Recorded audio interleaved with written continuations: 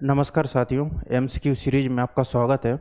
इससे पहले की कक्षाओं में हमने जो हिंदी कहानी की जो एमसीक्यू सीरीज है उसको पूर्णतः समाप्त कर लिया है, जिसमें कि हिंदी कहानी का उद्भव और विकास, प्रमुख कहानीकार और कहानी आंदोलन, जिसमें कि यूजीसी नेट के आए हुए सभी प्रश्न और विभिन्न राज्यों की परीक्षाओं में जो सेट और असिस्टेंट प्रोफेसर के एग्जाम है उनको हमने संपूर्णता से कवर किया है।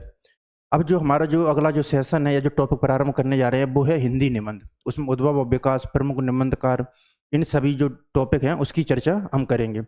आज के जो सेशन है उसमें हमने जो प्रश्न लिया हिंदी निबंध वाले में, उसमें एमपी सेट 2022 और 24 के प्रश्न और साथ ही विभिन्न राज्यों के जो असिस्टेंट प्रोफेसर के एग्जाम है, उदाहरण के तौर पर हरियाणा, राजस्थान, यूपी और एमपी, इन स्टेटों की एग्जाम को हमने सम्मिलित किया है। चूँकि जो असिस्टेंट प्रोफेसर के एग्जाम में एमपी सेट है और नेट का जो सिलेबस है वो लगभग सेम ही होता है, तो वो आपकी विभिन्न परीक्षाओं के लिए सेट के साथ ही यूजीसी नेट की जो परीक्षा है उसके लिए आपके लिए उपयोगी होंगे।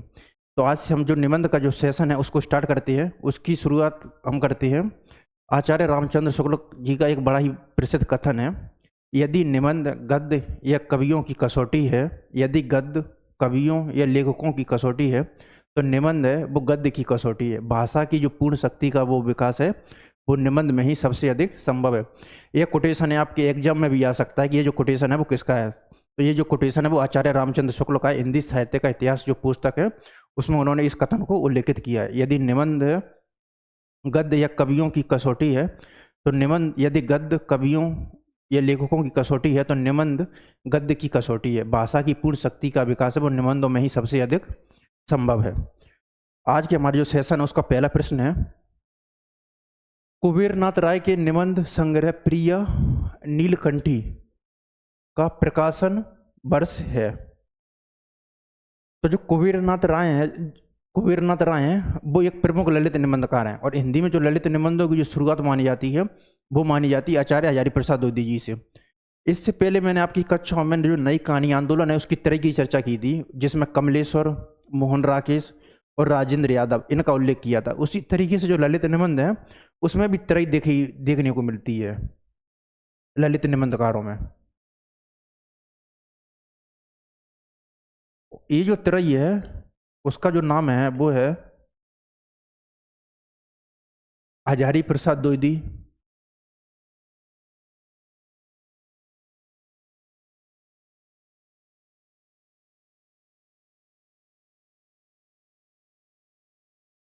कुबेरनाथ राय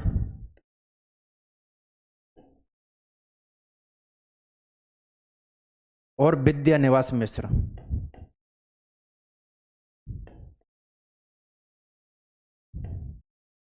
इनको जो ललित निबंधों की जो त्रयी है उसके रूप में ख्याति या प्रसिद्धि है वो प्राप्त है। ललित निबंधों की जो सबसे महत्वपूर्ण विशेषता ये होती है कि इसमें जो हृदय की जो मुक्त उड़ान है और जो विचारों की जो मुक्त उड़ान है उसका प्रयोग करने के साथ ही इसमें जो लालित्य जो शैली है उसका जो प्रभाव है वो दिखाई देता है। इस तरह विचारों को जो मुक्त चिंतन परंपरा के साथ ही इसमें जो लालित्य शैली है उन दोनों का जो सामंजस्य है वो ललित योजना में देखने को मिलता है, जो ललित निबंध है उनमें देखने को मिलता है। पहला प्रश्न है, कुबेरनाथ राय के जो निबंध संग्रह है प्रिय नीलकंठी का जो प्रकाशन वर्ष है वो क्या है? 1970, 1967, 68 और 69। तो इसका जो आंसर है जो प्रिय कुबेरनाथ राय के निबंध संग्रह प्रिय नीलकंठी का जो प्रकाशन वर्ष है वो है 1968। तो इस तरीके से पहले का जो आंसर होगा वो होगा हमारा सी। अब फिर अगले ललित निबंधकार हैं विद्या निवास मिश्र द्वारा लिखित निबंध है। ऑप्शन है हमारे पास मजदूरी और प्रेम, उठ जाग मुसाफिर, संस्कृति और सौंदर्य और मेरे राम का मुकुट भीग रहा है। तो जो मजदूरी और प्रेम जो निबंध है वो सरदार पूर्ण सिंह का निबंध है। ये जो निबंध है वो है सरदार पूर्ण सिंह। इनकी अगर प्रमुख निबंधों की चर्चा करें तो वो है मजदूरी और प्रेम के साथ ही आचरण की सभ्यता, कन्यादान, सच्ची वीरता और अमेरिका का मस्त कवि वॉल्टर व्हिटमैन। उठ जाग जो मुसाफिर जो निबंध है वो है विवेकी राय का।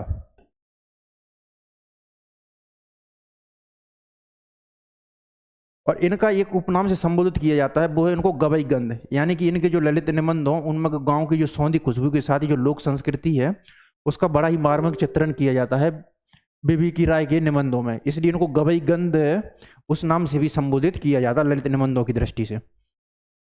फिर है संस्कृति और सौंदर्य। ये जो निबंध है वो है नामवर सिंह का, और ये जो निबंध जो संकलित है वो है दूसरी परंपरा की खोज में, जिसमें कि दूसरी परंपरा की खोज है। इसका जो प्रकाशन वर्ष है वो है 1982 दूसरी परंपरा की खोज का, और इसमें जो 8 निबंध है वो संकलित हैं। इन 8 निबंधों में से एक संस्कृति और सौंदर्य है। इसके अलावा उसमें एक महत्वपूर्ण निबंध है वो है अस्वीकार का साहस और ब्राह्मण समाज में ज्यों अछूत। मेरे राम का मुकुट भीग रहा है, ये जो निबंध है वो है विद्यानिवास मिश्र का। इस तरीके से हमारा जो आंसर बनेगा वो बनेगा मेरे राम का मुकुट भीग रहा है। इसका जो निबंध संग्रह वो भी मेरे राम का मुकुट भीग रहा है, और इसका जो प्रकाशन वर्ष है वो है 1974 ईस्वी। ये जो निबंध है मेरे राम का मुकुट भीग रहा है, उसमें जो वात्सल्य जो प्रेम है उसका चित्रण करने के साथ ही जो प्रवासी जो जीवन है उसको चित्रित किया गया है, और इसके साथ ही इसमें जो लोक कथा है और जो लोक संस्कृति है बड़ा ही मार्मिक चित्रण किया गया है राम के वनवास के माध्यम से। तो इसमें एक बड़ा ही जो लोकगीत है उसकी अभिव्यक्ति होती है कि मेरे राम को बीजे मुकुटवा, लक्ष्मण को पकड़वा, मेरे सीता को बीजे सिनुरवा, ता राम घर लौट आइए। इसको मैं फिर से दोहराता हूँ, मेरे राम को बीजे मुकुटवा, लक्ष्मण का पकड़वा, मेरी सीता को बीजे सिनुरवा, ता राम घर लौट आइए। इसके अलावा इस निबंध में जो अयोध्या कांड है, तो जब राम जी का वनवास हो जाता है तो उसके पश्चात जो अयोध्या की जो स्थिति है उसका चित्रण किया गया, तो उसका भी उदाहरण देखने को मिलता है। उस जो पंक्ति है, लागती अवध बहुत भयावह भारी, लागती अवध बहुत भयावह भारी, कालहू अंधियारी। तो इस तरीके से इसमें जो निबंध में जो लोकगीत है उसके साथ ही तुलसीदास की जो रामचरितमानस में जो अयोध्या कांड है उसकी पंक्ति भी आती है, लागती अवध बहुत भयावह भारी। तो मेरे राम का मुकुट भीग रहा है विद्यानिवास मिश्र द्वारा यह उल्लेखित निबंध है। तो इसका जो आंसर होगा वो होगा डी। अगला प्रश्न है, अमेरिकन, अंग्रेज, फ्रांसिस आदि तुर्की सब सरपट दौड़े आते हैं, सबके जी में यही है कि पाला हम ही पहले छू लें। एक किस निबंध का अंश है? तो दिल्ली दरबार जो निबंध है वो है भारतेंदु हरिश्चंद्र का। ये जो निबंध है वो है भारतेंदु हरिश्चंद्र का। ये जो निबंध है वो है भारतेंदु हरिश्चंद्र का। शिव शंभू के जो छठे जो निबंध है वो है बाल मुकुंद गुप्त का। और भारतवर्ष की उन्नति कैसे हो सकती है, ये जो निबंध है ये भी है भारतेंदु हरिश्चंद्र का। उठ जाग मुसाफिर, ये जो निबंध है वो है विवेकी राय का। उठ जाग मुसाफिर, ये जो निबंध है वो है विवेकी राय।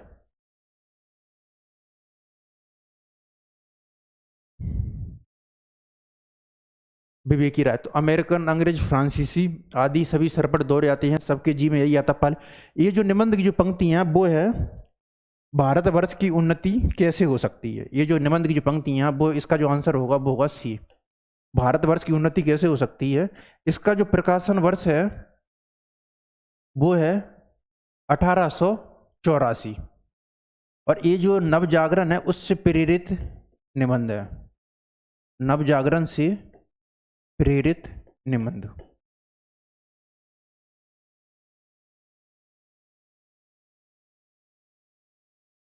ये जो निबंध है भारतेंदु हरिश्चंद्र का, भारतवर्ष की उन्नति कैसे हो सकती है, तो इसमें जो वर्तमान जीवन की दुर्दशा है और साथ ही अतीत के प्रति जो गौरव का भाव, भारत कितना शक्तिशाली और मजबूत था, और साथ ही हम अपनी जो वर्तमान दुर्दशा है उसको किस प्रकार सुधार सकते हैं, इस बात का चित्रण किया गया है। साथ ही इसमें 2 और चीजों का जिक्र आता है, वो है निज भाषा उन्नति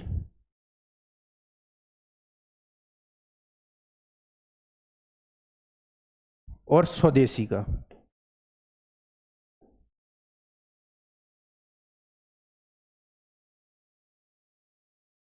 इस निबंध की जो पृष्ठभूमि है वो इस प्रकार से है कि 1884 में जो बलिया की जो दादरी सभा है, वहां पर जो आर्य देश कालनी जो सभा होती है उस पर जो भारतेंदु हरिश्चंद्र द्वारा वो दिया गया था संबोधन। तो वही आगे चलकर जो हरिश्चंद्र पत्रिका होती है उसको उसमें छापा गया था। तो वही जो निबंध है जो उनका जो संबोधन है बलिया के जो दादरी मेले में, उसी को जो संबोधन है, उसी को जो निबंध है वो हरिश्चंद्र का में छपा था, भारतवर्ष की उन्नति कैसे हो सकती है। इस जो निबंध है इसमें एक बड़ा ही कवि हुए हैं मलुकदास, उनकी पंक्ति का भी जिक्र आता है। जो मलुकदास की जो पंक्ति है उसमें है, अजगर करे ना चाकरी, पंछी करे ना काम, दास मलुका कह गए सबके दाता राम। तो इसमें जो मलुकदास की जो पंक्ति वो भी, तो आपसे ये भी पूछा जा सकता है कि मलुकदास की पंक्ति अजगर करे ना चाकरी, पंछी करे ना काम, दास मलुका कह गए सबके दाता राम, वो किस निबंध में आई है? तो वो भारतवर्ष की उन्नति कैसे हो सकती है, उस निबंध में आई है। इसका जो प्रकाशन वर्ष है वो 1884 है, और इसमें जो नवजागरण से प्रेरित निबंध है, और इसमें एक अंग्रेज जिक्र आता है, वो कलेक्टर है, कलेक्टर राय साहब रॉबर्ट। इनकी जो प्रशंसा है वो इसमें वो करते हुए दिखाई देती है। साथ ही जैसे कि भारतेंदु युग है, तो भारतेंदु युग की जो कविताएं या गद्य है, तो उसमें आपको एक चीज देखने को मिलेगी कि ये जो अभी शुरुआती वर्ष है जहाँ पर लोगों में नवजागरण की जो चेतना है वो उत्पन्न हो रही है, तो इस काल के जो कवि या जो लेखक हैं उनमें आपको जो देशभक्ति है और जो राजभक्ति है, राजभक्ति यानी जो ब्रिटिश शासन है विक्टोरिया, और देशभक्ति है, इन दोनों की जो मिश्रित भावना है वो आपको नजर आएगी। तो यही कारण कि इस जो निबंध में अंग्रेजों की प्रशंसा तो की गई है, शासन व्यवस्था वगैरह, और साथ ही उनकी जो प्रणाली उस पर व्यंग भी किया गया, और सुधार की प्रशंसा है उस पर भी किया गया। इस तरीके से में जो राजभक्ति और जो देशभक्ति की जो भावना है वो आपको दोनों देखने को मिलेंगी। भारतवर्ष की उन्नति कैसे हो सकती है, तो ये जो कथन है वो है भारतवर्ष की उन्नति कैसे हो सकती है।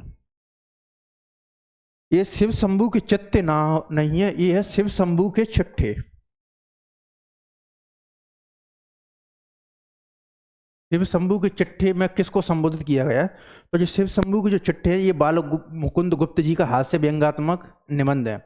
ये 1903 से 1907 के बीच में जो भारत मित्र पत्र का है उसमें प्रकाशित हुए थे, और उस समय जो भारत मित्र पत्र का उसके जो संपादक थे स्वयं बाल मुकुंद गुप्त जी थे। तो इन जो निबंधों में 1903 से 1905 के बीच में इन्होंने 8 निबंध लिखे थे। वैसे ये जो चिट्ठे हैं इन निबंधों की जो कुल संख्या वो है 14, लेकिन 1930 से 1905 के बीच में जो उन्होंने जो निबंध लिखे थे वो किए गए थे लॉर्ड कर्जन को संबोधित।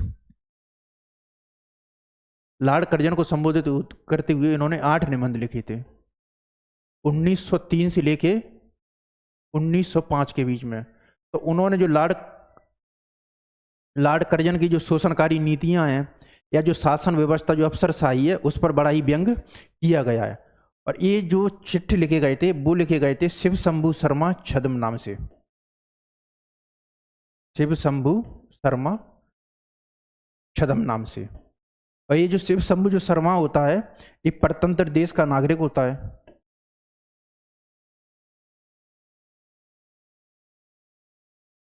और ये जो मन बहलाव के लिए है वो भांग का नशा है वो करता है।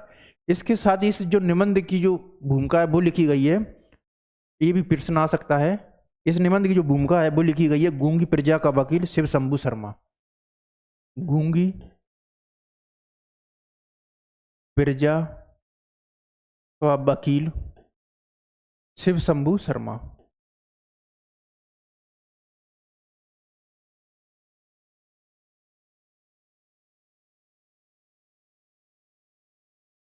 इस तरीके से जो शिव शंभू की जो चिट्ठी है वो उसमें वो लॉर्ड कर्जन को संबोधित किया गया। इसके अलावा इसमें जो अन्य जो चिट्ठे हैं उसमें लॉर्ड मिंटो फूलर साहब या जो सर सैयद अहमद खान उनको भी संबोधित किया गया। बाकी के जो चिट्ठे हैं उनमें संस्कृति और जो सौंदर्य जो निबंध के लेखक हैं वो कौन है? बालकृष्ण भट्ट, अयारी प्रसाद द्विवेदी जी, विवेकी राय और नामवर सिंह। तो जो संस्कृति और जो सौंदर्य जो निबंध है उसके जो लेखक हैं वो हैं नामवर सिंह। और ये जो निबंध है वो संकलित है दूसरी परंपरा की खोज में। दूसरी परंपरा की खोज, इसका जो प्रकाशन वर्ष है वो है 1982। और इसमें जो टोटल जो निबंधों की जो संख्या दूसरी परंपरा की खोज में वो है 8 निबंध। उनमें से एक जो निबंध है वो है संस्कृति और सौंदर्य। ये जो संस्कृति का जो सौंदर्य जो निबंध है उसमें जो नामवर सिंह ने आचार्य हजारी प्रसाद द्विवेदी जी की जो सांस्कृतिक जो चेतना है या उनकी जो लालित्य शास्त्र या लालित्य जो सौंदर्य है उसको चित्रित करने का प्रयास किया है। तो जो संस्कृति की जो सौंदर्य जो निबंध है उसमें आचार्य हजारी प्रसाद द्विवेदी जी की जो सांस्कृतिक चेतना है या उनकी जो लालित्य योजना लालित्य शास्त्र है उसको यहाँ पर चित्रित किया गया है। इस जो निबंध की शुरुआत होती है वो होती है कि अशोक का फूल है वो एक फूल की कहानी नहीं बल्कि वो भारतीय संस्कृति का एक अध्याय है। अशोक का फूल है, एक वो फूल की कहानी नहीं है बल्कि भारतीय संस्कृति का अध्याय है। और इस अध्याय को पढ़ने वाले जो पहले जो इस अध्याय का जो लेख है वो पढ़ने वाले पहले अनंग व्यक्ति हैं, वो है आचार्य हजारी प्रसाद द्विवेदी जी। और ये आचार्य हजारी प्रसाद द्विवेदी जी हैं, वो नामवर सिंह के हैं, वो गुरु भी रहे हैं। तो इस तरीके से दूसरी परंपरा की खोज में वो आचार्य हजारी प्रसाद द्विवेदी जी की जो सांस्कृतिक चेतना या जो उनकी लालित्य योजना है उसको चित्रित किया गया। इस जो योजना है उसमें आपको जो भारतीय संस्कृति जो लोक संस्कृति है उसका समन्वित रूप नजर आएगा। उसमें आपको कबीर का जो विद्रोह है वो भी नजर आता है।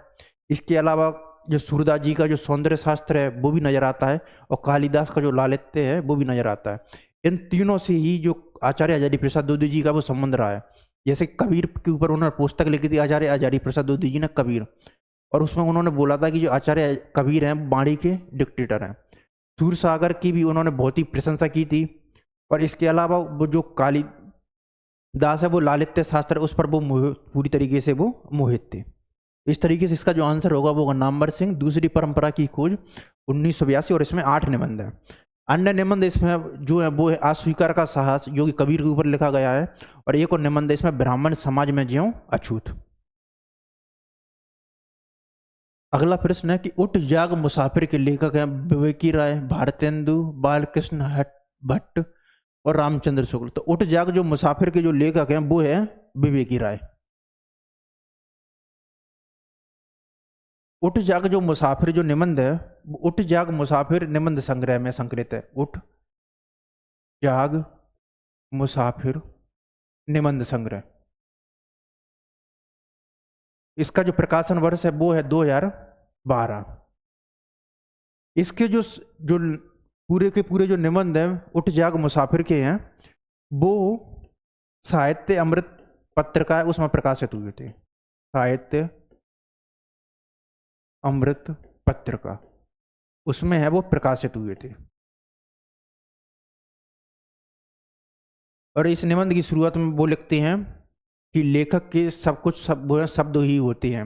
हर कोई व्यक्ति है जो अपने अपने युद्ध हैं वो अपने अस्त्रों से लड़ता है, और लेखक के वो जो सब कुछ अस्त्र हैं वो शब्द हैं। इस तरीके से जो लेखक की जो ललित निबंध की जो योजना है वो यहाँ पर है वो सफल होती है। तो उठ जाग मुसाफिर के जो लेखक हैं वो है विवेकी राय, और 2012 में इसके जो निबंध है वो साहित्य अमृत पत्रिका में प्रकाशित हुए थे। उठ जाग मुसाफिर वो एक ललित निबंध है जिसमें कि जो एक मास्टर साहब होते हैं जगदूश बाबू, उनके माध्यम से जो मनुष्य के जीवन की जो जिजीवसा आदिम जिजीवसा आदम में साहस के साथ ही जो ग्रामीण और जो लोक संस्कृति है उसको चित्रित किया गया। इसमें ये पंक्तियां भी आती हैं, उठ जाग मुसाफिर भाई अब रैन कहाँ जो सोवत है, जो सोवत है सो खोवत है, जो जो जागत है सो पावत। उठ जाग मुसाफिर अब रैन कहाँ जो सोवत है, ये इसमें पंक्तियां आती हैं। इसके अलावा इसमें एक और महत्वपूर्ण पंक्तियां आती हैं, जवानी की आंखों में ज्वाला होती है और बुढ़ापों की जवानी की आंखों में ज्वाला होती है और बुढ़ापों की आंखों में प्रकाश होती है। जवानी संचय होती है और बुढ़ापा दान होता है। तो आपसे अगली बार ये भी प्रश्न पूछे जा सकते हैं कि ये जो लोक पंक्तियां वो किससे ली गई हैं। तो जवानी की आंखों में संचय होता है, जवानी की आंखों में संचय होता है, बुढ़ापों की आंखों में दान होता है। तो ये जो पंक्तियां उठ जाग मुसाफिर से ली गई हैं, 2012 साहित्य अमृत पत्रिका उसमें ये प्रकाशित हुआ था। अगला प्रश्न है, इसके अलावा बालकृष्ण भट्ट का एक बड़ा महत्वपूर्ण निबंध है वो है साहित्य जन समूह के हृदय का विकास है। और रामचंद्र शुक्ल के जो निबंध संग्रह वो है चिंतामणि। चिंतामणि, और जो चिंतामणि जो फर्स्ट है उसका जो प्रकाशन वर्ष है वो है 1939। और ये जो चिंतामणि जो निबंध है इसमें भाव या मनोविकार के निबंधों के साथ ही जो काव्य शास्त्रीय जो आलोचनात्मक निबंध है वो दोनों समाहित हैं इसमें। और इसमें जो निबंधों की जो संख्या है वो टोटल चिंतामणि में वो है 17।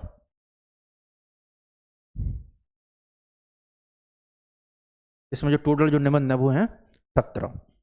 अगला प्रश्न है, मैं इनकी आशा आकांक्षा उत्साह साहस उद्यमिता आदि से वैसे ही अनुप्रमाणित और अविशिष्ट रहूंगा जैसे चुंबकीय आकर्षण क्षेत्र में पड़कर साधारण लोहा भी चुंबक बन जाता है। किस निबंध का अंश है? बड़ा ही अच्छा कोटेशन, एक बार हम फिर से इसको पढ़ेंगे। मैं इनकी आशा आकांक्षा उत्साह साहस उद्यमिता आदि से वैसे ही अनुप्रमाणित और अवशिष्ट रहूंगा जैसे चुंबकीय आकर्षण क्षेत्र में पड़कर साधारण लोहा भी चुंबक बन जाता है। किस निबंध का अंश है? विज्ञान और साहित्य, उत्तर फाल्गुनी के आसपास, नाखून क्यों बढ़ते हैं, और कविता क्या है? तो जो कविता क्या है वो निबंध है शुक्ल जी का, और नाखून क्यों बढ़ते हैं ये जो निबंध है वो है आचार्य हजारी प्रसाद द्विवेदी जी का। और इसका जो नाखून क्यों बढ़ते हैं इसका जो निबंध संग्रह है वो है कल्पलता। कल्पलता। इसके अलावा अगर द्विवेदी जी के अगर महत्वपूर्ण निबंधों की चर्चा करें उसमें अशोक के फूल है, कुटज है, श्रीष के फूल है, ये सब उनके महत्वपूर्ण निबंध है। ये जो निबंध की पंक्तियां वो है उत्तर फाल्गुनी के आसपास, उसकी ये पंक्तियां उत्तर फाल्गुनी के आसपास। ये जो निबंध है उत्तर फाल्गुनी के आसपास, ये जो निबंध है वो है कुबेरनाथ राय का।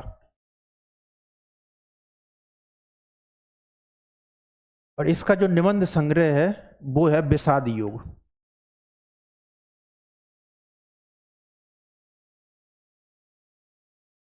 इसमें जो उत्तर फाल्गुनी के आसपास है उसकी जो आयु बताई गई है उत्तर फाल्गुनी की, वो बताई गई है 40 से 45 के बीच में। उत्तर फाल्गुनी की जो अवस्था है इसमें जो चर्चा की गई है वो की गई है 40 से 45 के बीच में। इसमें जो मानवीय जीवन की उम्र की जो विभिन्न अवस्थाएं हैं उन पर नक्षत्रों का क्या प्रभाव पड़ता है और उस समय जो मानवीय जीवन की क्या स्थिति होती है उसका चित्रण किया गया। और ये एक प्रमुख ललित निबंधों की जो श्रेणी है उसमें आता है।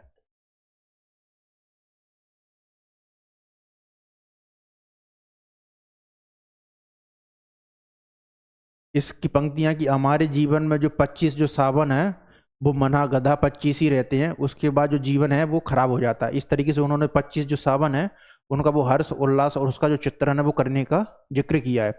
इसके बाद उन्होंने बताया कि मनुष्य के जीवन की जो प्रारंभ जो अवस्था है और जो सही करने की अवस्था है वो 30 से शुरुआत होती है। इस तरीके से उन्होंने जो विभिन्न पंक्तियां और जो उम्र है उसका जो चित्रण है वो किया है विभिन्न पात्रों के माध्यम से। उसमें राम जी का भी जिक्र है, बुद्ध है, जैन वगैरह इत्यादि जो सभी पात्र हैं वो उसमें आते हैं।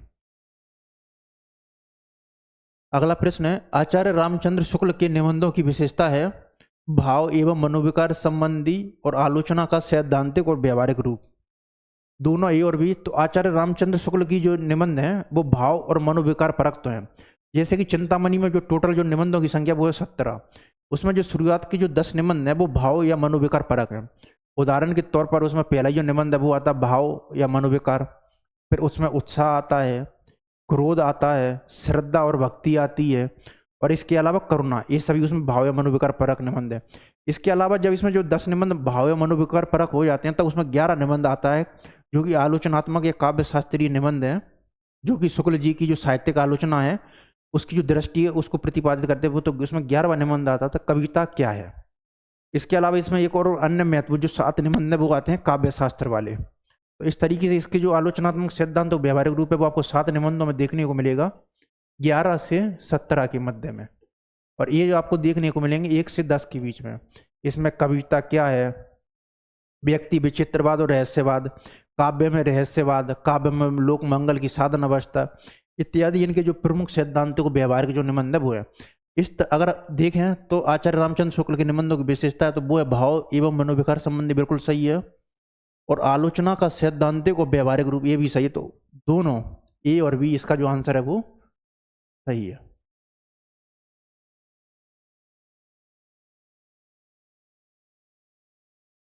व्यापक मानवतावादी दृष्टि और गंभीर सांस्कृतिक निष्ठा किसके निबंधों की प्रमुख विशेषता? बहुत ही शानदार प्रश्न है ये। व्यापक मानवतावादी दृष्टि और गंभीर सांस्कृतिक निष्ठा किसके निबंधों की प्रमुख विशेषता है? नामवर सिंह, हजारी प्रसाद द्विवेदी जी, बालकृष्ण भट्ट और विवेकी राय। इसका जो आंसर है व्यापक मानवतावादी दृष्टि और गंभीर सांस्कृतिक निष्ठा, ये आचार्य हजारी प्रसाद द्विवेदी जी की निबंधों जो ललित निबंध है उनकी विशेषता है। ये जो कथन है वो आचार्य रामस्वरूप चतुर्वेदी का है, डॉक्टर रामस्वरूप चतुर्वेदी का, और उनकी पुस्तक है हिंदी साहित्य और संवेदना का विकास। उसमें उन्होंने एक कथन जिक्र किया कि व्यापक मानवतावादी दृष्टि और गंभीर सांस्कृतिक निष्ठा उनके निबंधों की विशेषता है। यही जो कोटेशन है इसके आगे की कोटेशन है, एक तरफ विचारों की तेजस्वता और दूसरी तरफ कथन का लालित्य, ये दोनों जो विशेषताओं का समागम है वो निबंधों में इस प्रकार होता है जैसे कि कबीर और कालिदास बिल्कुल एक ही जगह पर आकर मिल जाए। तो ये भी जो ये शुरुआत वाली पंक्ति है और अगली वाली पंक्ति, एक तरफ विचारों की तेजस्विता, दूसरी तरफ कथन का लालित्य का सामंजस्य इस प्रकार है जैसे कबीर और कालिदास एक का एक स्थान पर समागम हो जाए। तो ये भी आपसे अगली बार है वो पूछा जा सकता है। तो इसका जो आंसर होगा वो होगा आचार्य हजारी प्रसाद द्विवेदी जी, और एक कहा गया है रामस्वरूप चतुर्वेदी के द्वारा। और किस पुस्तक में कहा गया है, वो कहा गया है हिंदी साहित्य और संवेदना का विकास।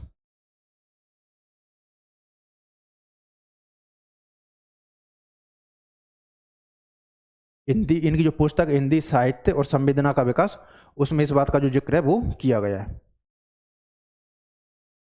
इनका जीवन बर्फ की पवित्रता से पूर्ण और वन की सुगंध से सुगंधित है। इनके मुख, शरीर और अंतःकरण सफेद सफेद, इनकी वर्षा पर्वत और भेड़ सफेद। पंक्ति के लेखक का नाम है आचार्य रामचंद्र शुक्ल, आचार्य हजारी प्रसाद द्विवेदी जी, पूर्ण सिंह और नामवर सिंह। एक बार हम फिर से पढ़ते हैं इस कोटेशन को। इनका जीवन बर्फ की पवित्रता से पूर्ण और वन की सुगंध से सुगंधित है। इनके मुख, शरीर और अंतःकरण सफेद, इनकी वर्षा पवित्र और भेड़ सफेद। पंक्ति के जो लेखक हैं, ये जो पंक्ति के जो लेखक हैं वो हैं सरदार पूर्ण सिंह। ये जो निबंध की जो पंक्ति आती है वो आती है मजदूरी और प्रेम। इस जो निबंध का नाम है वो है मजदूरी और प्रेम।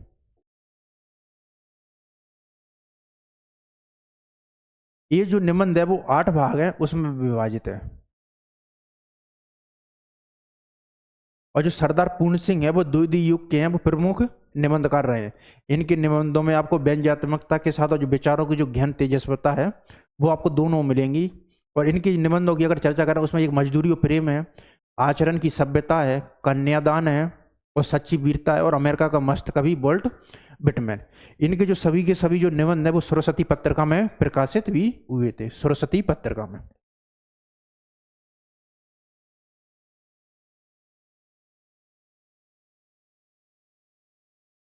इस जो निबंध के जो 8 भाग है उसमें जो पहला है वो हल चलाने वाले का जीवन, फिर आता है गड़ड़िए का जीवन, मजदूरी और कला, मजदूरी और फकीरी, फिर लास्ट के जो 2 भाग हैं वो आते हैं पश्चिमी सभ्यता का नया आदर्श, और उससे पहले आता है समाज में पालन करने वाली नई दूध की धारा। पश्चिमी सभ्यता का नया आदर्श, तो ये जो इस प्रमुख जो 8 भाग है उनमें से ये एक है। तो इसका जो आंसर होगा वो होगा पूर्ण सिंह। अगला प्रश्न है, प्रताप नारायण मिश्र के जो अधिकतर जो निबंध हैं वो किस पत्र में प्रकाशित हुए थे? प्रताप, ब्राह्मण, सरस्वती और बालाबोधनी। तो इसका जो आंसर होगा प्रताप नारायण मिश्र के जो अधिकतर जो निबंध हैं वो ब्राह्मण पत्रिका में प्रकाशित हुए थे। प्रताप नारायण मिश्र के जो अधिकतर जो निबंध हैं वो ब्राह्मण पत्रिका है उसमें प्रकाशित हुए थे। ये जो बालाबोधनी जो पत्रिका है वो उसके जो संपादक थे, प्रारंभ किया था वो किया था भारतेंदु हरिश्चंद्र ने। भारतेंदु हरिश्चंद्र की अगर प्रमुख पत्रिकाओं के संपादन की बात करें तो उसमें एक कवि वचन सुधा है, बालाबोधनी पत्रिका, और एक है हरिश्चंद्र मैगजीन। मारेसु मुहु कुंठाभ निबंध के लेखक है चंद्रधर शर्मा गुलेरी, जगन्नाथ प्रसाद चतुर्वेदी, आचार्य रामचंद्र शुक्ल और बाल मुकुंद गुप्त। तो जो मारेसी मुहु कुंठाभ जो निबंध है उसके जो लेखक है वो है चंद्रधर शर्मा गुलेरी। इसके अलावा इनका एक और महत्वपूर्ण निबंध है वो है कछुआ धर्म। इनके बारे में एक और महत्वपूर्ण बात है कि इन्होंने अपने जीवन काल में सिर्फ 3 ही कहानी लिखी थी, वो था सुखमय जीवन, बुद्धू का कांटा और उसने कहा था।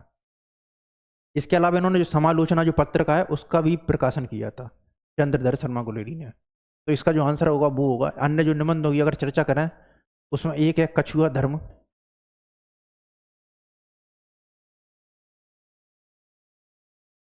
कछुआ धर्म निबंध, समालोचन पत्रिका,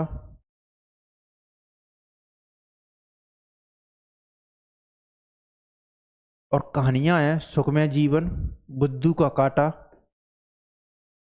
सुखमय जीवन,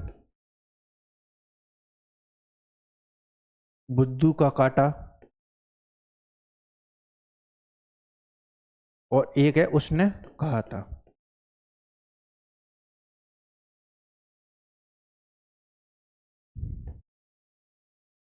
अगला प्रश्न है, जैसे कई अंधों के आगे हाथों आवे और कोई उसका नाम बता दे तो सब उसे टटोलेंगे।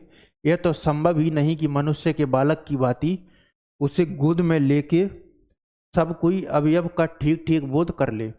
जैसे कोई अंधों के आगे हाथों आवे और कोई उसका नाम बता दे तो सब उसे टटोलेंगे। यह तो संभव ही नहीं कि मनुष्य के बालक की भांति उसे गोद में लेके सब कोई अवयव का ठीक ठीक बोध कर ले। उपरोक्त गद्यांश वो किस निबंध से उद्धृत है? मेरे राम का मुकुट भीग रहा है, ये विद्यानिवास मिश्र का निबंध है। ये तो नहीं है। कविता के आचार्य रामचंद्र शुक्ल का निबंध है, ये भी नहीं है। संस्कृति और सौंदर्य नामवर सिंह का निबंध है, ये भी नहीं है। इसका जो आंसर है वो है शिव मूर्ति, और ये जो निबंध है वो है प्रताप नारायण मिश्र का।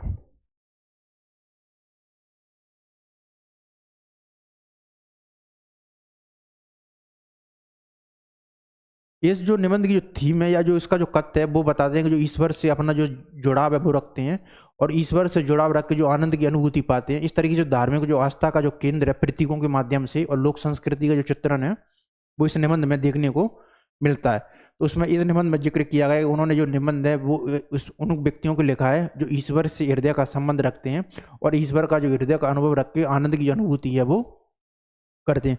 इसके साथ ही इसमें जो लोक संस्कृति का जो चित्रण है वो भी नजर आता है।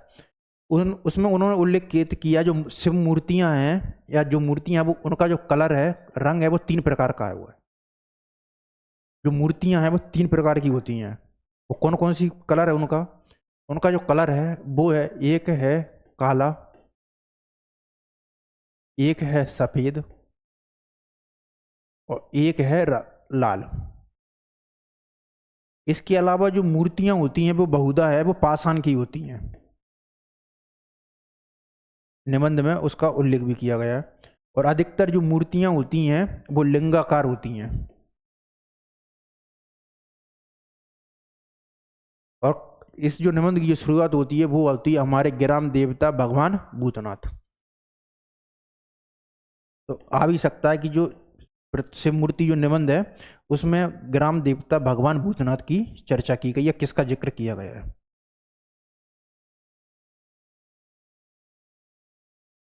भूतनाथ। तो अगला प्रश्न है, इस तरीके से जो पंक्तियां वो हैं शिव मूर्ति निबंध की, प्रताप नारायण मिश्र का जो निबंध है। उत्तरा फाल्गुनी है वो किस ऋतु का नक्षत्र है? ग्रीष्म, वर्षा, बसंत और शरद ऋतु। ये उत्तर फाल्गुनी है।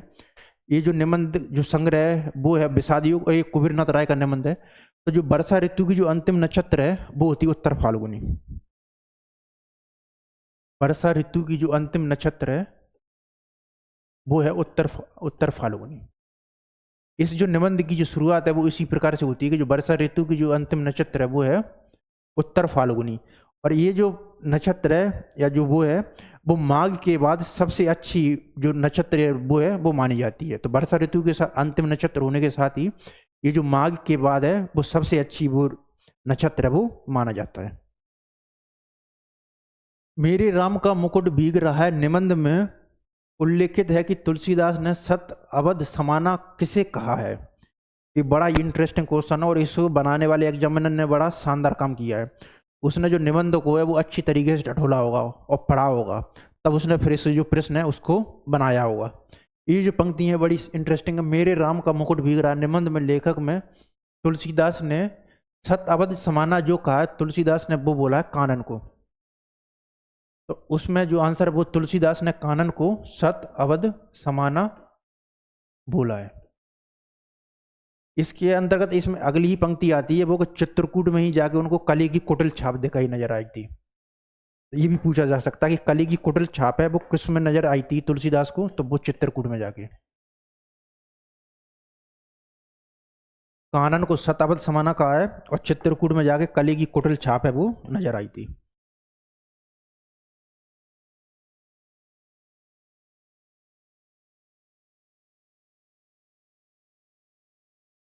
इस निबंध में बादशाह प्रेम का चित्रण किया गया है और इसमें जो लेखक होते हैं, जो लेखक के जो पुत्र हैं वो संकट की कविता लिखते हैं और साथ ही उनकी जो फ्रेंड होती है जो कि लेखक के जो मित्र होते हैं उनके संगीत कार्यक्रम में दोनों भाग लेने जाते हैं संगीत कार्यक्रम में। तो पूछा जा सकता है कि मेरे राम का जो मुकुट भीग रहा उस निबंध में वो बालक और बालिकाएं हैं वो किसके कार्यक्रम में भाग लेने की जाती है, तो वो संगीत कार्यक्रम में भाग लेने की लिए जाती हैं। और इसमें जो बालिका होती है वो दिल्ली विश्वविद्यालय में पढ़ाती है, कॉलेज में प्रोफेसर होती है। और उनका जो बालक होता है वो संकट पर कविताएं लिखता है। और जो बालिका होती है, जो उनकी जो मेहमान लड़की है जो उनके यहाँ पर घर पर आती है, उसका जो नाम होता है वो होता है कृष्णा। तो जो कृष्णा है वो है मेहमान लड़की।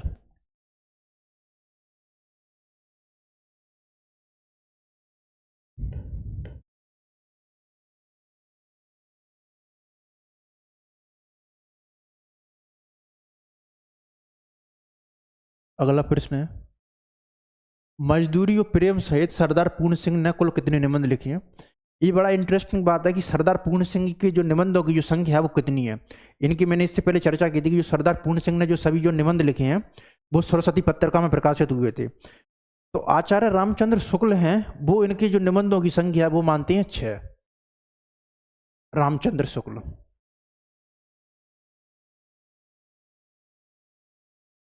और एक और इंटरेस्टिंग बात ये है को इनकी जो निबंधों की संख्या जो 8 मानते हैं वो है बच्चन सिंह।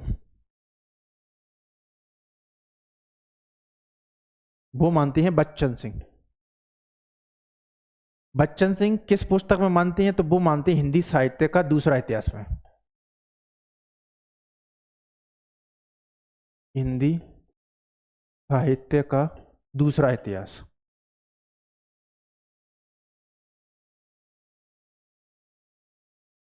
ये जो बच्चन सिंह की पुस्तक है हिंदी साहित्य का दूसरा इतिहास, और एक और उनकी पुस्तक है आधुनिक हिंदी साहित्य का इतिहास।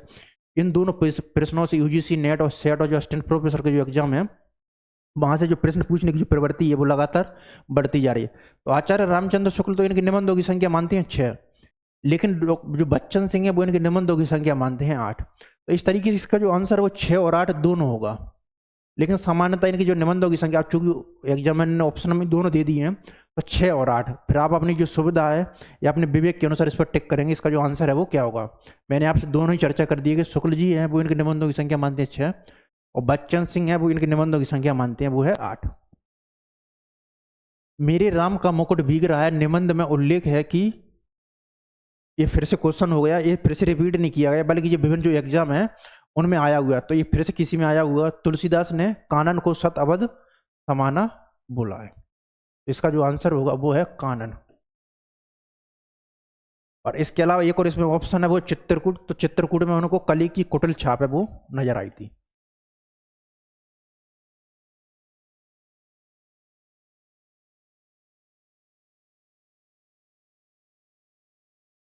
अगला प्रश्न है, संस्कृति और सौंदर्य निबंध में नामवर सिंह ने आचार्य हजारी प्रसाद द्विवेदी जी की लालित्य मीमांसा के कितने सूत्रों का वर्णन किया है? तो जो संस्कृति और जो सौंदर्य निबंध है वो आचार्य हजारी प्रसाद द्विवेदी जो सांस्कृतिक चेतना है या उनका जो लालित्य सौंदर्य है उस पर आधारित है। इसके माध्यम से उन्होंने जो भारतीय संस्कृति है उसको टटोलने का प्रयास किया है नामवर सिंह ने। और इसका जो निबंध संग्रह वो है दूसरी परंपरा की खोज। तो जो संस्कृति जो सौंदर्य निबंध में नामवर सिंह ने आचार्य हजारी प्रसाद द्विवेदी जी की जो लालित्य मीमांसा है वो कितने सूत्रों में बांटा है? तो इसको जो सूत्रों में बांटा वो बांटा उन्होंने 3 सूत्रों में। इसके अलावा आचार्य हजारी प्रसाद द्विवेदी जी वो सौंदर्य शब्द का प्रयोग ना करके वो लालित्य बोलते हैं, और सौंदर्य शास्त्र को लालित्य शास्त्र है उसके रूप में संबोधित करते हैं। इस तरीके से नामवर सिंह ने उनकी जो लालित्य मीमांसा है उसको 3 सूत्रों में बांटा है। निम्नलिखित में से कौन सा निबंध आचार्य हजारी प्रसाद द्विवेदी द्वारा रचित नहीं है? संस्कृतियों का संगम, साहित्य का नया कदम, महिलाओं की लिखी कहानियां और भारतीय संस्कृत साहित्य की प्राण धारा और लोक धर्म। तो आचार्य हजारी प्रसाद द्विवेदी जी की जो प्रमुख अगर निबंधों की चर्चा करें उसमें एक है अशोक के फूल, कुटज, नाखून क्यों बढ़ते हैं, शिरीष के फूल, इनके महत्वपूर्ण है वो निबंध है। इसके अलावा संस्कृतियों का जो संगम है वो आचार्य हजारी प्रसाद द्विवेदी जी का निबंध है। साहित्य का नया कदम ये भी आचार्य हजारी प्रसाद द्विवेदी जी का निबंध है। महिलाओं की लिखी कहानियां ये भी आचार्य हजारी प्रसाद द्विवेदी जी का निबंध है। भारतीय साहित्य की प्राण धारा और लोक धर्म, ये जो निबंध है वो है नामवर सिंह का।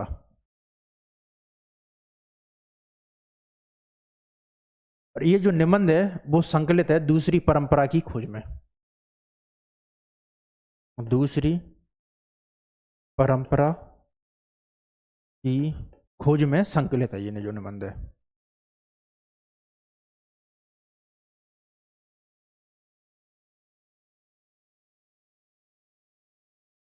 अगला प्रश्न है, दिल्ली दरबार निबंध के संबंध में निम्नलिखित में से कौन सा कथन सही नहीं है, यानी कि हम इसको टिक कर लेंगे कि कौन सा कथन है वो गलत है। जब भी ऐसे प्रश्न आते हैं तो उनको सॉल्व करने का सबसे सही तरीका है कौन सा सत्य है कौन सा सत्य है। इससे हम कंफ्यूज कर सकते हैं कौन सा कथन सही नहीं है, तो इस पर हमने टिक कर लिया कि कौन सा कथन है वो गलत है। तो दिल्ली दरबार जो दर्पण है वो भारतेंदु हरिश्चंद्र का प्रमुख एक निबंध है। ये जो निबंध है इसकी जो रचना है उन्होंने 1877 में की थी, और ये जो सामान्यतः पत्रात्मक या जो रिपोर्टाज शैली है उस पर आधारित है। 1877 ईस्वी में प्रथम जो दिल्ली दरबार है उसका वो है आयोजन किया गया था लॉर्ड रिटन के समय में। तो यहाँ पर जो दिल्ली दरबार दर्पण है उसी का चित्रण किया गया कि उस समय का जो माहौल क्या था वो कैसा था, दिल्ली दरबार दर्पण में जो गतिविधियां थी वो क्या क्या हुई थी, और उसमें जो विभिन्न प्रकार की जो बातें जो राजा महाराजा वगैरह हैं वो किस प्रकार आते हैं, तो उन्हीं का जो बातों का वर्णन है वो दिल्ली दरबार दर्पण निबंध में किया गया भारतेंदु हरिश्चंद्र द्वारा। ये जो दिल्ली दरबार का जो आयोजन है वो 1 जनवरी को किया गया था, 1 जनवरी 1877 को। तो 1 जनवरी को दरबार का महोत्सव हुआ, ये बिल्कुल सही है। 1 जनवरी को दिल्ली दरबार महोत्सव का आयोजन हुआ था लॉर्ड रिटन के समय में। यह दरबार जो हिंदुस्तान के इतिहास में सदा प्रसिद्ध रहेगा, एक बड़े भारी मैदान से नगर से 5 मील दूर पर हुआ था, ये बिल्कुल सही है। इसका जो 1 जनवरी को दरबार का महोत्सव हुआ, यह दरबार जो हिंदुस्तान के इतिहास में सदा प्रसिद्ध रहेगा, एक बड़े भारी मैदान में नगर से 5 मील दूर पर हुआ था, ये ऑप्शन बिल्कुल सही है। इस चबूतरे पर श्रीयोत अपने राज सिंहासन में सुशोभित हुए थे, ये भी सही है बिल्कुल। फिर है बीच में श्रीयुत वायसराय का गोल चबूतरा था, एक कथन गलत है। ये गोल चबूतरा ना होकर ये षटकोणीय चबूतरा था। ये जो प्रश्न है वो एग्जामिनर ने कितनी गहन तरीके से बनाया होगा कि गोल है कि षटकोण है कि चौकोर है। इस निबंध की जो गहराई है जो प्रश्न एग्जामिनर बनाने वाले वो इसी से समझ में आती है। उसने कितना बारीकी से इस ऑप्शन को बनाया कि बीच में श्रीयुत वायसराय का गोल चबूतरा ना होकर ये षटकोणीय चबूतरा था। इस तरीके इसका जो आंसर बनेगा वो बनेगा सी। इसके अलावा इसमें जो नेशनल जो थीम या जो सॉन्ग है वो बजता है गॉड सेव द क्यून। ईश्वर है वो जो महारानी है उसको चिरंजीवी रखे, God save the queen national anthem था, गॉड सेव द क्यून। ये भी आपसे पूछा जा सकता है। अगला प्रश्न है, भारतवर्ष की उन्नति कैसे हो सकती है, निबंध की प्रारंभ में किस उल्लेख। ये जो भारतवर्ष की उन्नति कैसे हो सकती है, इस जो निबंध का जो प्रकाशन वर्ष है वो है 1884। ये जो निबंध है वो भारतेंदु हरिश्चंद्र बलिया में एक दादरी मेला है, तो उसमें जो आर्य देशु पकारनी जो सभा है उसके जो मंच के संबोधन के लिए भारतेंदु हरिश्चंद्र को बुलाया गया था बलिया दादरी में, तो उसी का यहाँ पर जो है वो जिक्र आता है आर्य। और बाद में ये जो उनका जो संबोधन था वो बाद में हरिश्चंद्र चंद्र का पत्र का है उसमें प्रकाशित हुआ। तो ये वही निबंध है भारतवर्ष की उन्नति कैसे हो सकती है, और ये जो पत्र जो निबंध है वो नव जागरण है उससे प्रेरित है। इसमें आपको देशभक्ति जो राजभक्ति की जो भावना है वो आपको नजर आएगी। तो इस निबंध की जो शुरुआत वो होती है कि बलिया में, आगे पूछा जा सकता बलिया के दादरी मेला में, और किस में बुलाया गया था, आर्य देशो पकारनी सभा में।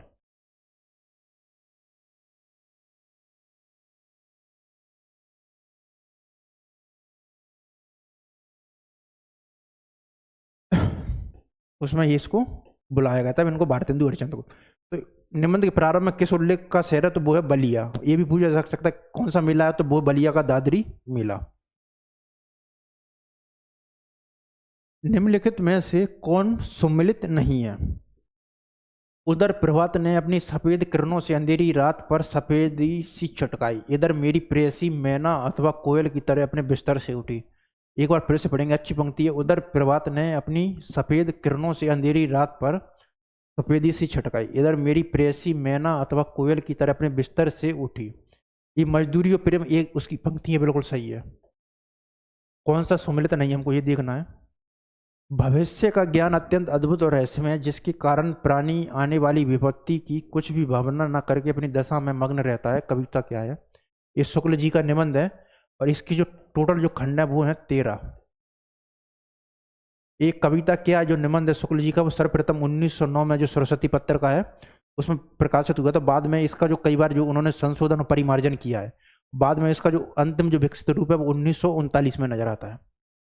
विलासिता और कलात्मक विलासिता एक ही वस्तु नहीं है, ये उत्तर फाल्गुनी के आसपास का नहीं है, ये गलत है बिल्कुल। इस तरीके इसका जो आंसर बनेगा वो होगा, महीनों से मन बेहद उदास है, उदासी की कोई खास वजह नहीं, कुछ तबीयत ढीली, कुछ आसपास के तनाव और कुछ उनसे टूटने का डर, खुले आकाश के नीचे भी खुलकर सांस लेने की जगह की कमी, मेरे राम का मुकुट भीग रहा है। ये जो कथन है बिल्कुल सही है। ये जो निबंध है वो है विद्यानिवास मिश्र का। इस जो निबंध की जो शुरुआत है वो इन्हीं पंक्तियों से होती है। महीनों से मन बेहद उदास है, उदासी की खास वजह नहीं, कुछ तबीयत ढीली, कुछ आसपास के तनाव और कुछ उनसे टूटने का डर, खुले आकाश के नीचे भी खुलकर सांस लेने की जगह नहीं। इसका जो आंसर है वो है विलासिता, कलात्मक विलासिता एक ही वस्तु नहीं है, ये उत्तर फाल्गुनी के आसपास का नहीं है। आचार्य रामचंद्र शुक्ल ने हिंदी के किन गद्यकारों को अंग्रेजी गद्य साहित्य के एडिशन और स्टील के जो समान है वो माना है? प्रताप नारायण मिश्र और बालकृष्ण भट्ट ऑप्शन हमारे, महावीर प्रसाद द्विवेदी और बाल मुकुंद गुप्त, ये तो गलत है। महावीर प्रसाद द्विवेदी और चंद्रधर शर्मा गुलेरिया, ये भी गलत है। सरदार पूर्ण सिंह बाल, तो इन्होंने माना है वो है प्रताप नारायण मिश्र और बालकृष्ण भट्ट। उन्होंने जो हिंदी के जो अंग्रेजी के समान एडिशन और स्टील है उनके समान हिंदी साहित्य का जो इतिहास, उसमें पुस्तक में प्रताप नारायण मिश्र और बालकृष्ण भट्ट को हिंदी की जो एडिशन है और स्टील है उसके समान है वो माना है। कछुआ धर्म जो निबंध, इससे मैंने पहले प्रश्न में चर्चा भी की थी कि चंद्रधर शर्मा गुलेरिया उनके जो महत्वपूर्ण निबंध है वो है कछुआ धर्म और मारेसु मुहु कुंठाव। तो ये जो निबंध है वो है चंद्रधर शर्मा गुलेरी का। इसके अलावा बालकृष्ण भट्ट का एक बड़ा महत्वपूर्ण जो निबंध है वो है साहित्य जन समूह के हृदय का विकास है। बाल मुकुंद गुप्त का बड़ा ही महत्वपूर्ण निबंध है, एक इनका जो निबंध है वो है शिव शंभू के चिट्ठी। इसका जो आंसर बनेगा वो होगा चंद्रधर शर्मा गुलेरी। अगला प्रश्न है कि लंका की एक रात के निबंधकार कौन है? ये पूरा फैक्चुअल प्रश्न है। लंका की जो एक रात के जो निबंधकार है वो कौन है? विद्यानिवास मिश्र, कुबेरनाथ राय, बालकृष्ण भट्ट और आचार्य हजारी प्रसाद द्विवेदी जी। तो जो लंका की एक रात है उसके जो निबंधकार है वो है कुबेरनाथ राय। फैक्चुअल क्वेश्चन है। लंका की एक रात के जो निबंधकार है वो है कुबेरनाथ राय। श्रद्धा ग्रहण करने की भी एक विधि होती है, मुझसे अभी, अच्छा इंटरेस्टिंग लाइन है ये, श्रद्धा करने की भी एक विधि होती है, मुझसे अभी सहज ढंग से श्रद्धा ग्रहण नहीं होती, अटपटा जाता हूं, अभी पार्ट टाइम श्रद्धे ही हूं। यह कथन है वो किस निबंध से लिया गया है? श्रद्धा और भक्ति, ये जो निबंध है वो है शुक्ल जी का। भाव या मनोविकार जो श्रेणी उसमें ये शामिल है। आचरण की सभ्यता, ये सरदार पूर्ण सिंह का निबंध है। और जो विकलांग श्रद्धा का दौर है वो है हरिशंकर परसाई का।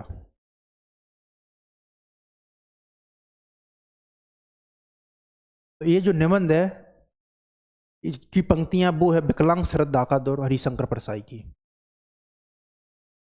ये जो निबंध की जो पंक्तियां वो है हरिशंकर परसाई की विकलांग श्रद्धा का दौर से। इसके अलावा जो हरिशंकर जो परसाई है उन्होंने वसुधा पत्रिका का जो संपादन है वो जबलपुर से किया था। इनका जो जन्म स्थान है वो है मध्य प्रदेश के होशंगाबाद में। इसके अलावा इनकी अगर महत्वपूर्ण रचनाओं की अगर कृतियों की चर्चा करें तो वो एक है सदाचार का ताबीज, ठिठुरता हुआ गणतंत्र, भोलाराम का जीव, इंस्पेक्टर माता दीन चांद पर और विकलांग श्रद्धा का दौर। ये सब इनकी जो महत्वपूर्ण जो पंक्तियां हैं वो है, जो कृतियां हैं वो हैं। भाइयों अब तो नींद से जागो, अपने देश की सब प्रकार से उन्नति करो जिससे तुम्हारी भलाई हो, वैसे ही किताब पढ़ो। ये कथन है वो किस निबंध से लिया गया है? अगर आप इस जो निबंध है, अगर आपने बेसिक अगर थोड़े बहुत निबंध पढ़े होंगे तो आप इन पंक्तियों का अंदाजा लगा सकते हैं कि ये जो निबंध है वो किस से लिया जा सकता है। भाइयों अब तो नींद से जागो, अपने देश की सब प्रकार से उन्नति करो जिससे तुम्हारी भलाई हो, और वैसी ही किताबें पढ़ो। ये जो कथन है वो किस निबंध से लिया गया है? लिया गया है वो है वैष्णवता और भारतवर्ष, आप और भारतवर्ष की उन्नति कैसे हो सकती है, और शिव शंभू के चट्टे। इसका जो आंसर है वो है भारतवर्ष की उन्नति कैसे हो सकती है। भारतवर्ष की जो उन्नति है उसमें जो भारतेंदु हरिश्चंद्र की जो मिश्रित भावना है वो आपको नजर आएगी। उसमें देशभक्ति और जो राजभक्ति है उसका मिश्रण नजर आएगा। इसमें कहीं कहीं अंग्रेजों की जो अच्छी बातें, पश्चिमी सभ्यता की जो अच्छी अच्छी बातें हैं उसको स्वीकारने के साथ ही हमें अपना जो आत्मचिंतन और किस प्रकार से विकास कर सकते हैं और भविष्य में हम किस प्रकार जो सफलता के जो नए सोपान है अपनी जो सभ्यता और संस्कृति उसको बेहतर बना सकते हैं और आर्थिक तरक्की कर सकते हैं, उसका चित्रण किया गया है। भारतवर्ष की उन्नति कैसे हो सकती है। ये जो पंक्तियां वो उन्हीं की उसी निबंध की हैं। भाइयों अब तो नींद से जागो, अपने देश की सब प्रकार से उन्नति करो जिससे तुम्हारी भलाई हो, वैसी किताबें पढ़ो। यह कथन किस निबंध से लिया गया? तो वो है भारतवर्ष की उन्नति कैसे हो सकती है। इस देश की प्रजा के हृदय में कोई स्मृति मंदिर बनना जाने की शक्ति आप में है, पर यह सब तब हो सकता है कि वैसी स्मृति की कदर आपके हृदय में भी हो। इस पंक्तियों के जो लेखक हैं वो कौन है? बड़ी शानदार पंक्तियां हैं। इस देश की प्रजा के हृदय में कोई स्मृति मंदिर बना जाने की शक्ति आप में है, पर यह सब तब हो सकता है कि वैसी स्मृति की कदर आपके हृदय में भी हो। उक्त पंक्तियों के लेखक आचार्य हजारी प्रसाद द्विवेदी जी, बाल मुकुंद गुप्त, बालकृष्ण भट्ट और प्रताप नारायण मिश्र। इन जो पंक्तियों के जो लेखक हैं वो है बाल मुकुंद गुप्त और ये जो निबंध है वो है शिव शंभू के चिट्ठी से।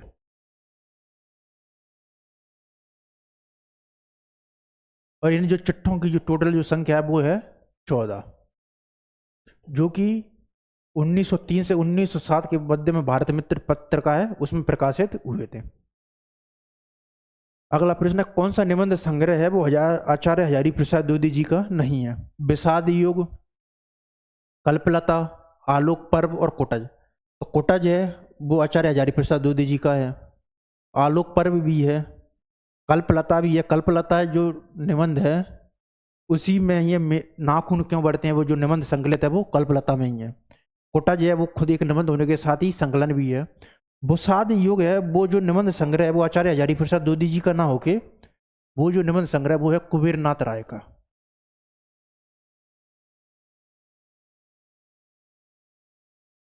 और ये जो निबंध है संग्रह है विषाद युग, इसी में उत्तर फाल्गुनी के आसपास है वो जो निबंध है वो संकलित है, उत्तर फाल्गुनी के आसपास।